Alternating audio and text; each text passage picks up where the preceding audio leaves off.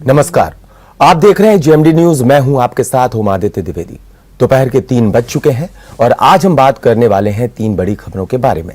अगले आधे घंटे में हम चर्चा करेंगे उन 3 बड़ी खबरों के बारे में जिनका सीधा सरोकार है आपसे और हमसे। साथ ही आपको बताएंगे कि देश में कौन सी घटनाएं प्रमुख रहीं।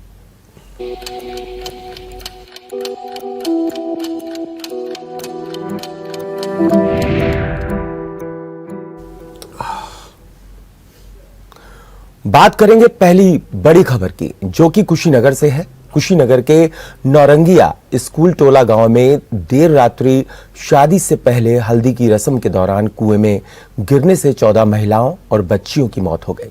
हादसे की जानकारी होने पर राष्ट्रपति रामनाथ कोविंद और प्रधानमंत्री नरेंद्र मोदी ने हादसे पर दुख जताया है। वहीं मुख्यमंत्री ने दुख व्यक्त करते हुए प्रशासनिक अधिकारियों को राहत, बचाव और घायलों को समुचित इलाज कराने का निर्देश दिया।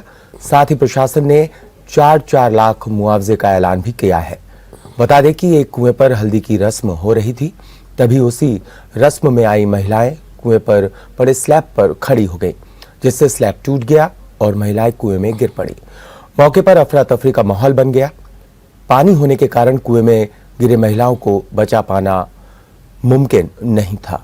पुलिस और एम्बुलेंस को सूचना दी गई। पुलिस बचाव कार्य में जुटी।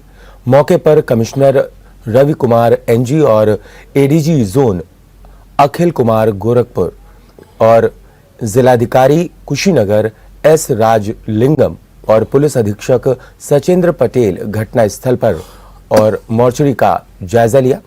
अभी इस घटना में घायल दर्जनों लोगों का जिला अस्पताल में इलाज चल रहा है। ये बेहद दर्दनाक हादसा था कुशीनगर का, जहां हल्दी की रस्म चल रही थी। वहां पर महिलाएं और बच्चियां कुएं पर जो स्लैब थी उसके ऊपर खड़ी होकर के वहां पर इस रस्म का पालन किया जा रहा था। उसी दौरान ये हादसा पेश आया। उसी वक्त वो स्लैब टूट जाती है और जो महिलाएं थी और बच्चियां थी उस कुएं में गिर जाती हैं। कुएं में पानी था, जिसके चलते ये बड़ा हादसा हो गया। वहीं दूसरी खबर पंजाब से है। पंजाब के रूपनगर के चुनावी रैली में मुख्यमंत्री चरणजीत सिंह चन्नी द्वारा यूपी और बिहार के लोगों के खिलाफ दिए बयान के बाद सियासी घमासान छिड़ गया है। कांग्रेस पर भारतीय जनता पार्टी और आम आदमी पार्टी हमलावर हो गई है। भाजपा ने सीएम चन्नी के साथ साथ कांग्रेस महासचिव प्रियंका गांधी पर भी निशाना साधा है। मनोज तिवारी ने कहा कि मंच से पंजाब के मुख्यमंत्री यूपी बिहार वालों को अपमानित करते रहे और प्रियंका वाड्रा बगल में खड़ी होकर हंस रही हैं, तालियां बजा रही हैं। उन्होंने सवाल पूछा कि क्या ऐसे कांग्रेस देश और यूपी का विकास करेगी? लोगों को आपस में लड़ाकर। दरअसल प्रियंका को पंजाब की बहू बताकर चन्नी रोड शो के दौरान इतना उत्साहित हो गए कि उन्होंने विवादित बयान दे डाला। उन्होंने यहां तक कह दिया कि पंजाब पंजाबियों का है, इसलिए यूपी और बिहार के भैये को पंजाब में फटकने नहीं देना है। चलिए बात करते हैं तीसरी बड़ी खबर की, जो कि कानपुर से है। कानपुर में 20 फरवरी को मतदान होना है तीसरे चरण में। मतदान से पहले आज कानपुर में दिग्गजों का जमावड़ा है। सभी राजनीतिक दलों ने अपनी ताकत झोंक दी है। जहां बीजेपी की तरफ से अनुप्रिया पटेल किदवई नगर में आज नजर आएंगी। मनोज तिवारी कल्याणपुर विधानसभा में होंगे और स्मृति ईरानी छावनी विधानसभा में होंगे और भाजपा प्रत्याशियों के लिए विधानसभा में रोड शो कर बीजेपी के पक्ष में माहौल बनाएंगे। तो सपा के लिए अभिनेत्री अमीषा पटेल आर नगर विधानसभा सीट से सपा प्रत्याशी अमिताभ वाजपेयी के लिए माहौल बनाएंगे। तो इस वक्त की 3 बड़ी खबर। और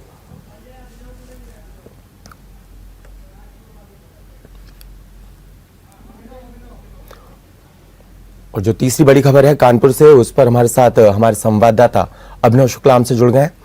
अभिनव, आर नगर विधानसभा सीट की अगर बात की जाए तो अमित शाह का रोड शो और अब अमीषा पटेल की एंट्री आज उनका रोड शो होना है।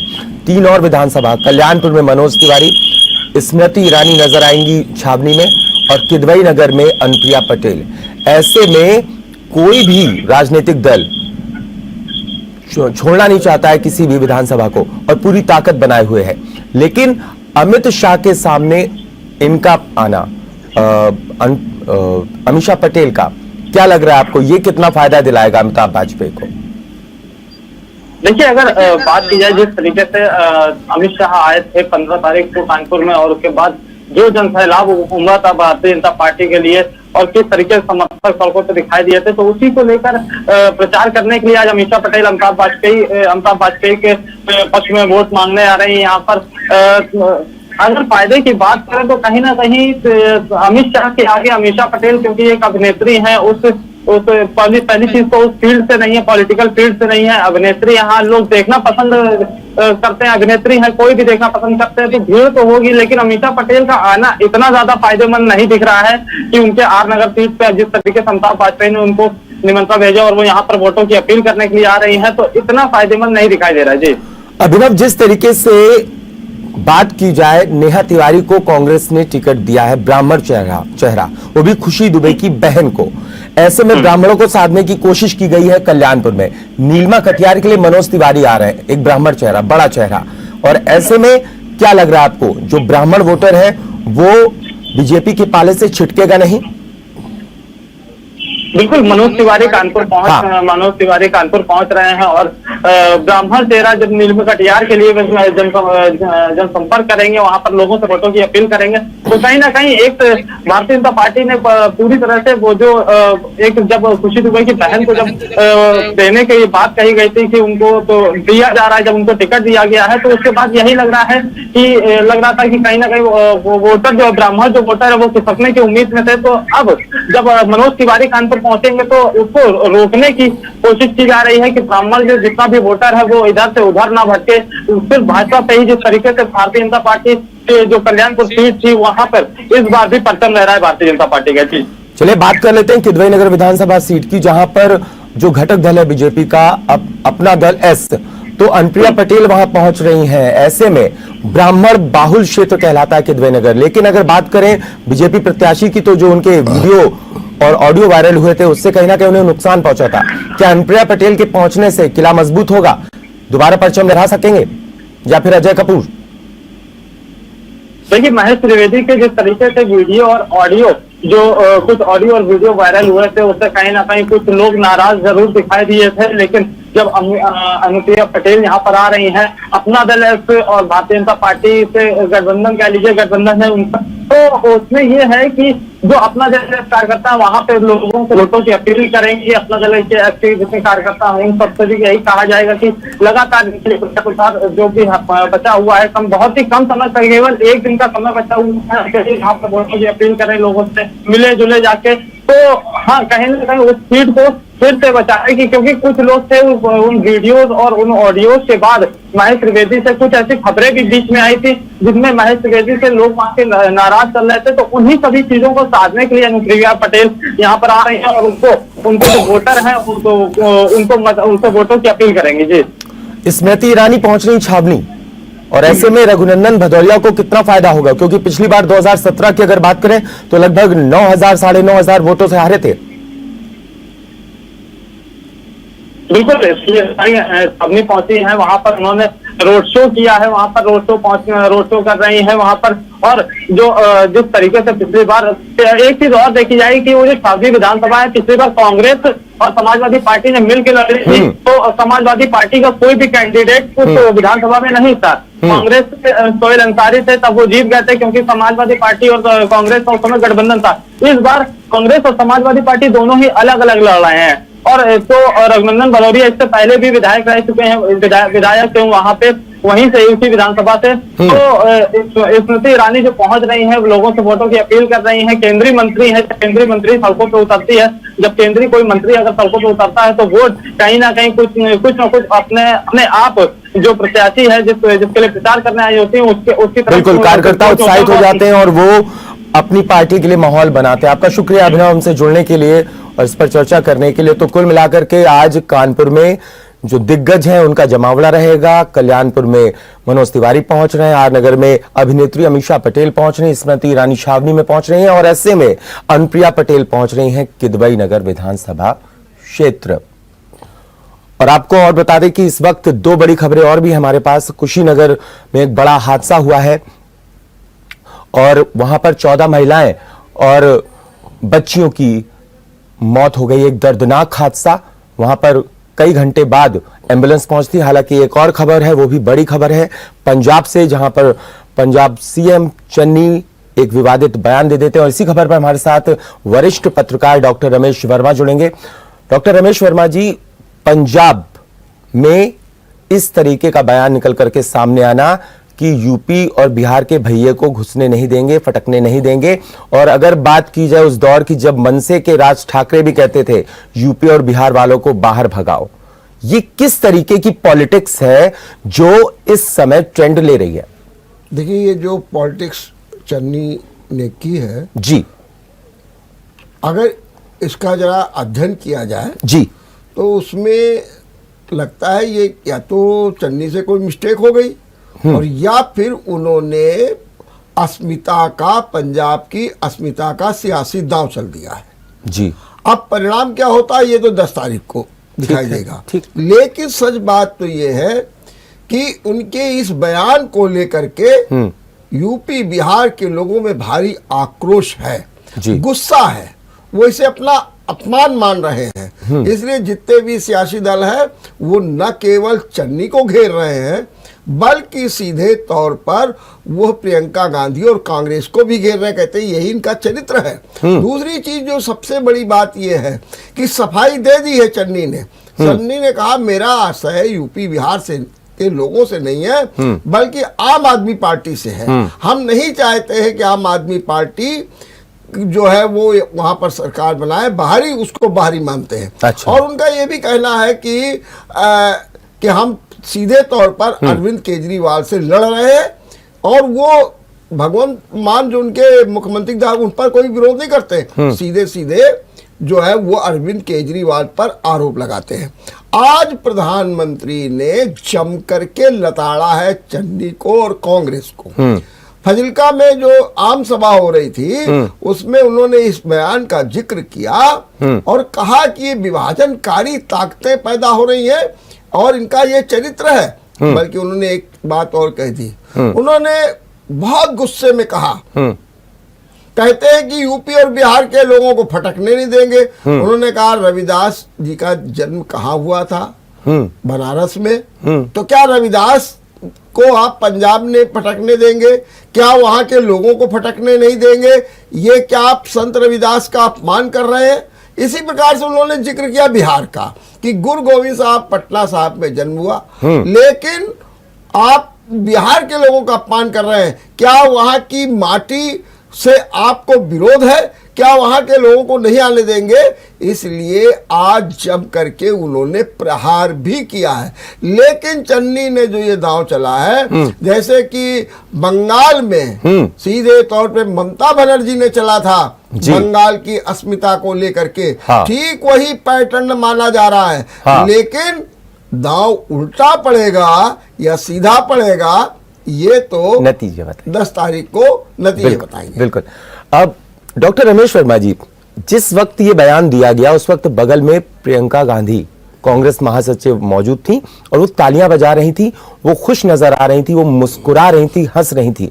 इस पर भी बीजेपी के कई नेताओं ने वार किया है। दूसरी अगर बात की जाए तो इस तरीके के बयानों से कि प्रियंका गांधी पंजाब की बहू है, कहीं ना कहीं सभी पंजाबियों को साथ लेकर चलने की बात की गई है कि सब लोग सिर्फ और सिर्फ कांग्रेस को वोट दें। निश्चित रूप से जी भाई, प्रियंका गांधी ने वही तो बात की, पंजाबियत की बात की, पंजाबियत की बात हाँ, की, पंजाबियत की, अस्मिता की बात की जी। और वो तालियां बजा रहे, लोग घेर भी रहे हैं। हाँ। अगर ये सीधे तौर पर अब देखिए, आज प्रधानमंत्री ने भी अरविंद केजरीवाल पर आरोप लगाया, लेकिन उनका नाम नहीं लिया और क्या कहा, आप उन लोगों को अधिकार देंगे जो अपने यहाँ पंजाब के लोगों को घुसने नहीं देते हैं। उन्होंने उदाहरण दिया कि यही मुख्यमंत्री हैं जिन्होंने कहा था कि लखनऊ के लोगों को, अहमदाबाद के लोगों को और जो पंजाब है वहां के लोगों को इलाज करने के लिए, ऑपरेशन करने के लिए ऐसे अनुमति नहीं दी जाएगी। तो उन्होंने कहा क्या, तो देखिए बात वही की उन्होंने, लेकिन उन्होंने बड़े अच्छे तरीके से कहा और ये भी कहा क्या आप ऐसे लोगों को हक देंगे, अधिकार देंगे, माने क्या आप उनको सत्ता देंगे तो ये सोचने की बात है। बात वही कही जा रही है, कहने का तरीका जो है बदल गया। हालांकि उन्होंने सफाई दी, उन्होंने भी कहा कि हमने यूपी बिहार के लोगों को भैया कहा। अरे भैया कहा, फिर आप कह रहे फटकने नहीं देंगे, आप कह रहे हैं हम उनको घुसने नहीं देंगे। ये कौन सी भाषा है? और इसी भाषा को लेकर के घेराबंदी विपक्ष ने शुरू कर दिया है और कांग्रेस, प्रियंका गांधी, चन्नी सभी जो है कटघरे में खड़े कर दिए गए हैं। सफाई जितनी भी दी जाए, लेकिन माना तो यही जा रहा है कि यूपी बिहार का अपमान हुआ, जैसे कभी कभी आपने भी जिक्र किया, मन से करते हैं, हाँ। शिवसेना के लोग करते हैं, हाँ। सब कुछ होता है। हाँ। तो वही स्थितियां बनी हुई हैं। जी। अब ये जो इनका दांव है वो किस करवट बदलेगा, ये तो फिर मैं बार कहूंगा कि नतीजे बताएंगे। बिल्कुल। अब गुरुजी, कल की अगर बात कर लें तो कानपुर में आई थी प्रियंका गांधी, उन्होंने बीजेपी को घेरने की कोशिश की। उन्होंने गोविंदनगर विधानसभा क्षेत्र के अंतर्गत जब वो थी और मंच से बोल रही थी तो उन्होंने साफ तौर पे भावुक होकर कहा कि उनके घर के लोगों ने प्राण दिए हैं इस देश के लिए, उनकी शहादत का मजाक बनाया जाता है। लेकिन जब वो बीजेपी के लोगों को घेरती हैं और यूपी में आकर के, और एक तरफ यूपी के लोगों की जब बात की जाती है कि फटकने नहीं देंगे, और ऐसे में उनके बगल में खड़े होकर हंसती हैं, तो लोगों के पास क्या कुछ मैसेज जाएगा? नहीं, देखिए फिर वही बात जी, उन्होंने तो सफाई दे दी है, बता भी रही है। हाँ। अब ये जनता को फैसला करना है। हाँ। प्रियंका ने तो ये कहा, मैंने चन्नी की ओर से बयान आ गया है, हाँ। कि हमने कोई यूपी बिहार के लोगों के लिए नहीं कहा है। हाँ। हमने तो सीधे सीधे आम आदमी पार्टी के लिए। इसीलिए आप एक बात और देखिए जी, पंजाब में आम आदमी पार्टी को ये दिखाया जा रहा है कि वो सरकार बनाने जा रही है। अभी अश्विनी कुमार जो पहले कांग्रेस के नेता थे, वो पूर्व कानून मंत्री, उन्होंने भी जब कांग्रेस छोड़ी तो कहा कि आम आदमी पार्टी की सरकार बन रही है। अब आम आदमी पार्टी की सरकार न बने, इसके लिए पंजाब में चन्नी बनाम अरविंद केजरीवाल करने का प्रयास किया जा रहा। चन्नी भगवंत मान पर प्रहार नहीं करते हैं, लेकिन सीधे वो अरविंद केजरीवाल, लड़ाई ये होने जा रही है। तो सीधे सीधे तौर पर कुल मिलाकर के चन्नी वर्सेस अरविंद केजरीवाल होने जा रहा है। हाँ, कहा तो इसलिए चन्नी वर्सेस कांग्रेस वर्सेस अरविंद केजरीवाल होने जा रहा है। और ये बात है, और ये मैंने फिर कहा कि मोदी ने भी आज कही, लेकिन मोदी के कहने का तरीका कितना अच्छा था। उन्होंने कहा ये आपके ऑपरेशन करने पर रोक लगा रखी थी, तो क्या आप इनको हक देंगे, अधिकार देंगे, लेकिन ये नहीं कहा कि घुसने न दीजिए, फटकने मत दीजिए। ये जो भाषा होती है ये कोई अच्छी भाषा नहीं है। ठीक है डॉक्टर रमेश वर्मा, हमसे जुड़ने के लिए शुक्रिया और इस पर चर्चा करने के लिए। तो कुल मिलाकर के देखा जाए तो सियासत में बयानबाजी तो चलती है, दूसरी तरफ दूसरे दल भी उस बयान का जवाब देते हैं, लेकिन कभी कभी बयानबाजी जो है वो नुकसानदेह भी हो जाती है। और ऐसे में देखा ही जा रहा है कहीं ना कहीं चन्नी से कहीं कोई मिस्टेक तो नहीं हो गई कि बार बार उन्हें अब ये बयान देना पड़ रहा है, सफाई देनी पड़ रही है कि उन्होंने यूपी बिहार के लोगों को नहीं निशाना साधा था, उन्होंने साफ तौर पर अरविंद केजरीवाल पर निशाना साधा, ऐसा बयान भी दिया गया है। ऐसे में सफाई देने के दौरान ऐसी बात चन्नी के द्वारा कही गई है। और आपको बता दें तीसरी जो बड़ी खबर है वो कुशीनगर से है। एक दर्दनाक हादसा हुआ है रात को, और हल्दी की रस्म थी, हिंदू धर्म के अनुसार वो निभाई जा रही थी, और ऐसे में कुएं पर जिस वक्त महिलाएं और बच्चियां मौजूद थीं, कुएं के ऊपर स्लैब थी, एक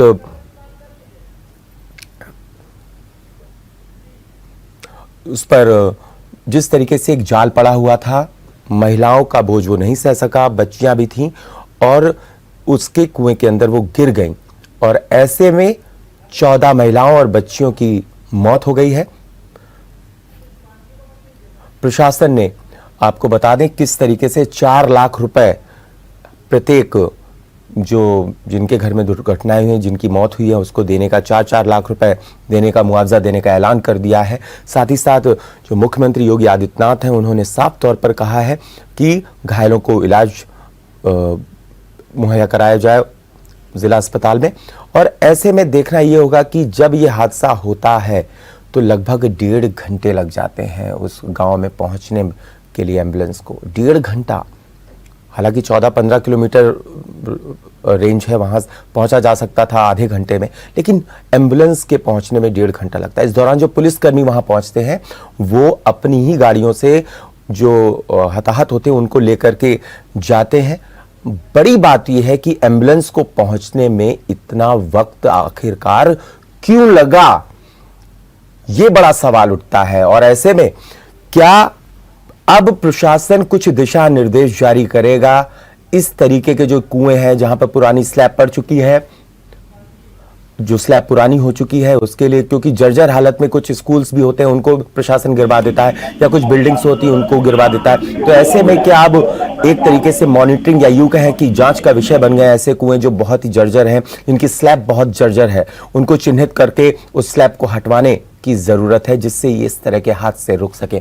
और इसी पर ज्यादा जानकारी के लिए मेरे सहयोगी शुभांगी पांडे हमसे जुड़ चुकी हैं। शुभांगी, प्रशासनिक लापरवाही नजर आती है पहले, और दूसरा क्या प्रशासन को एक तरीके की टीम बना करके मॉनिटर करने की जरूरत है और जांच करने की जरूरत है कि ऐसे कौन कौन से कुएं हैं जिस पर ऐसी स्लैब है जो जर्जर है, और उनको तुरंत हटवाया जाए जिससे इस तरीके के हादसों की पुनरावृत्ति ना हो।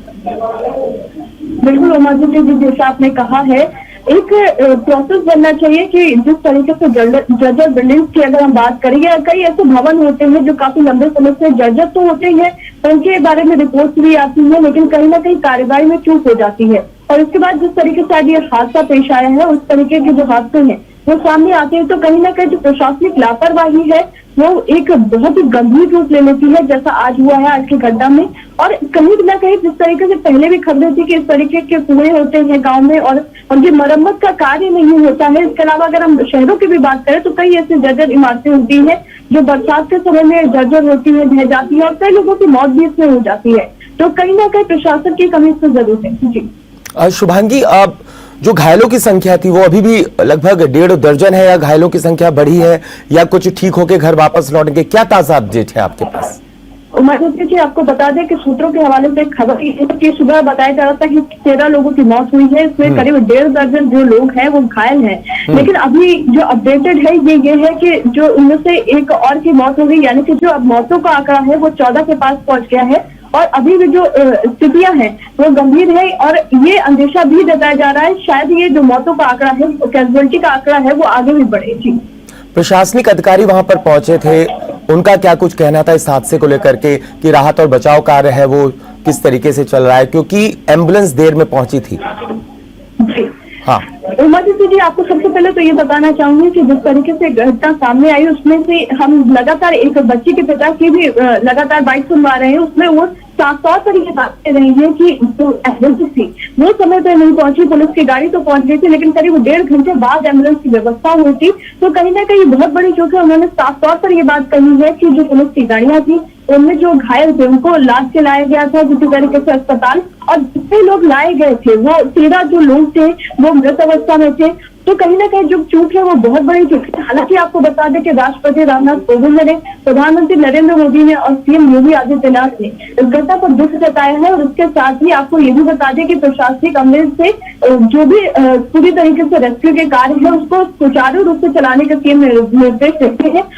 घटना पे अभी तक आपको बता दें कि 4-4 लाख रुपए मुआवजे का भी ऐलान किया गया है।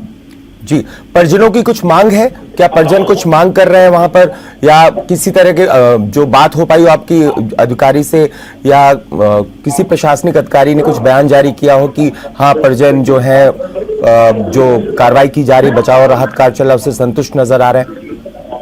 जी, उमाजी से आपको बताना चाहूंगा कि जिस तरीके से ये कार्रवाई सामने आई है, इस पूरी कार्रवाई में जो परिजन है कहीं ना कहीं वो कार्रवाई से नाखुश नजर आए हैं, क्योंकि शुरुआत से ही यहाँ पे ढीला ढाली जो रवैया है वो स्वास्थ्य विभाग की ओर से देखने को मिला। क्योंकि कहा जा सकता है कि जिस तरीके से घटना हुआ, बताया जा रहा है कि वहाँ सैकड़ों लोग थे और एकदम से भगदड़ भी मची, जिस तरीके से टूटा है स्लैब कुएं का।